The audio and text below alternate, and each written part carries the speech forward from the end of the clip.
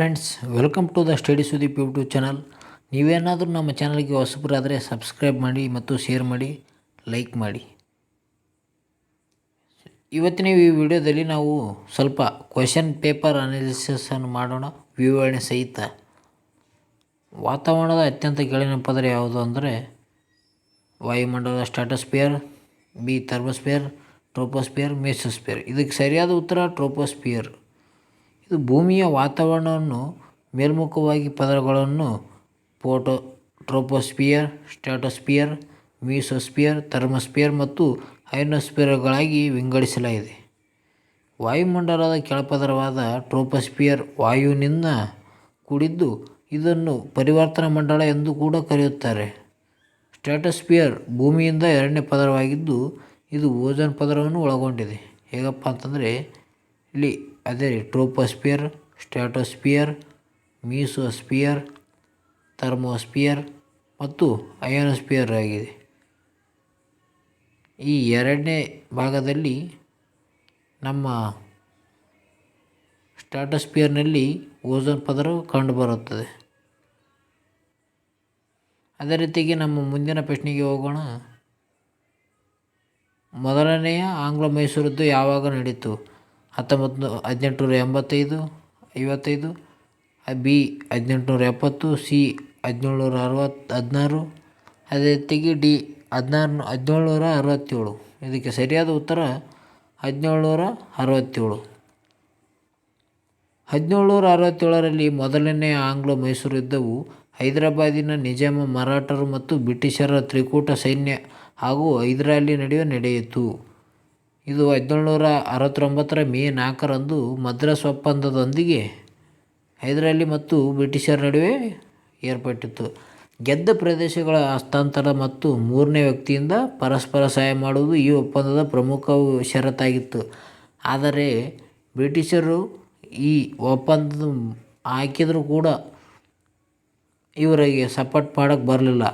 ಮರಾಠರು ಮತ್ತು ನಿಜಾಮ ಇನ್ನೊಂದು ಬಾರಿ ಯುದ್ಧ ಸಾರಿದಾಗ ಹೈದರಾಲಿಗೆ ಬ್ರಿಟಿಷರು ಸಹಾಯವನ್ನು ಮಾಡಲಿಲ್ಲ. ಅದೇ ರೀತಿಯಾಗಿ ನಮ್ಮ ಮೂರನೇ ಪ್ರಶ್ನೆಯನ್ನು ನೋಡೋದಾದರೆ, ಸಸ್ಯಗಳು ಕರಗಿದ ನೈಟ್ರೇಟ್ಗಳನ್ನು ಮಣ್ಣಿನಿಂದ ಹೀರಿಕೊಳ್ಳುತ್ತವೆ ಮತ್ತು ಅದನ್ನು ಡ್ಯಾಶ್ ಎಂದು ಆಗಿ ಪರಿವರ್ತಿಸುತ್ತವೆ. ಎ ಸ್ವಚ್ಛವಾಗಿರುವ ಸಾರಜನಕ, B urea, C ammonia, D ಪ್ರೋಟೀನ್ಗಳು. ಇದಕ್ಕೆ ಸರಿಯಾದ ಉತ್ತರ ಸ್ವಚ್ಛವಾಗಿರುವ ಸಾರಜನಕ. ಸಸ್ಯಗಳು ಕರಗಿದ ನೈಟ್ರೇಟ್ಗಳನ್ನು ಮಣ್ಣಿನಿಂದ ಹೀರಿಕೊಳ್ಳುತ್ತವೆ ಮತ್ತು ಅದನ್ನು ಸ್ವಚ್ಛವಾಗಿಸುವ ಸಾರಜನಕ ಆಗಿ ಪರಿವರ್ತಿಸುತ್ತವೆ. ಗಾಳಿಯಲ್ಲಿ ಅತಿ ಹೆಚ್ಚಾಗಿರುವ ಅಂಥ ಘಟಕ ಸಾರಜನಕ. ಗಾಳಿಯಲ್ಲಿ ಹೆಚ್ಚಾಗಿರುವಂಥ ಘಟಕ ಸಾರಜನಕ ಆಗಿದೆ.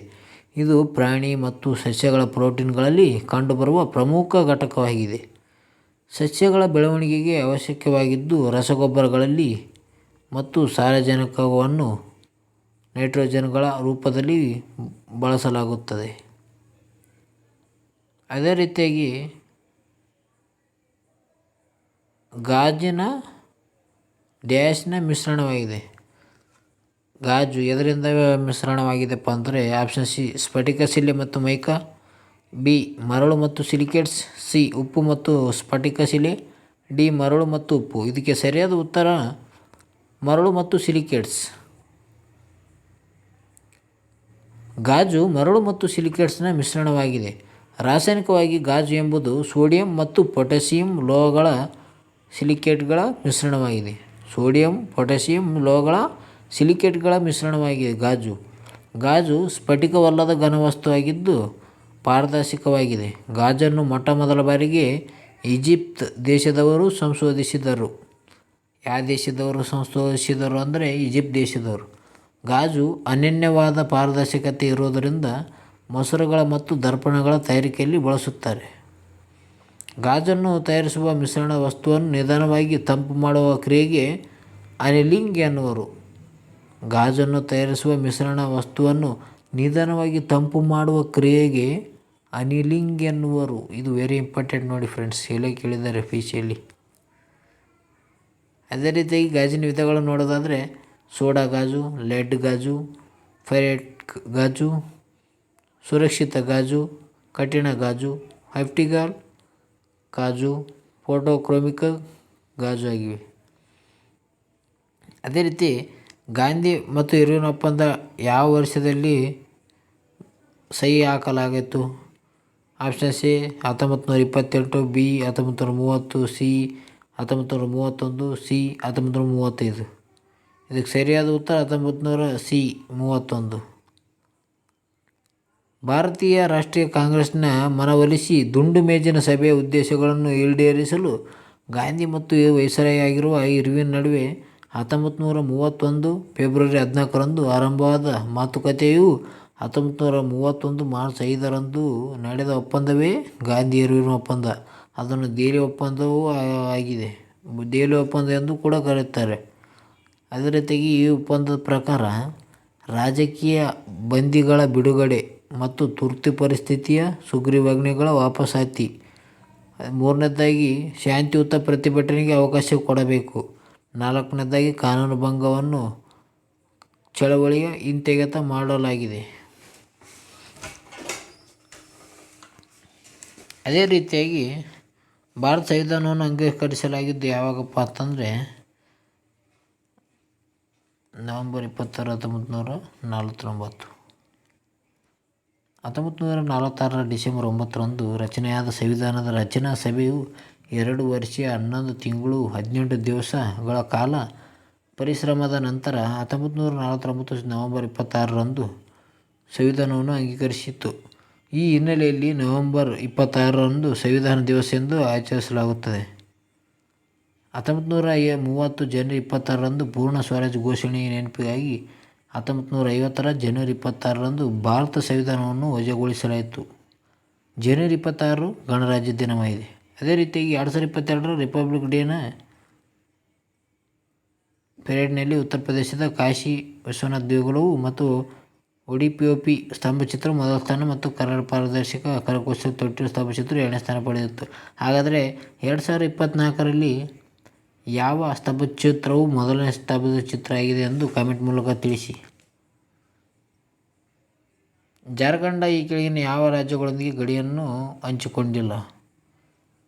A Chhattisgarh, B Madhya Pradesh, C Odisha, D ಪಶ್ಚಿಮ ಬಂಗಾಳ.